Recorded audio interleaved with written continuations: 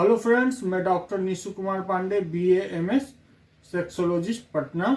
दोस्तों, यदि आप लोग भी लगातार सर्दी खांसी जुकाम से जूझ रहे हो, चाहे वो एलर्जिक खांसी ही क्यों ना हो, तो एक उपाय मैं बता रहा हूँ, दवा का नाम बता रहा हूँ। उसका नित्य सेवन करने से लाभ होगा। दवा का नाम सेप्टिलिन सिरप हिमालय कंपनी का है। अगर बड़े हो तो 10 ml 3 बार पी सकते हैं। साथ में कॉफलेट सिरप 10 ml 3 बार या 2 बार पी सकते हैं। और अगर बच्चे हैं तो बच्चे को 5-5 ml 3 बार यही दवा आप दे सकते हैं।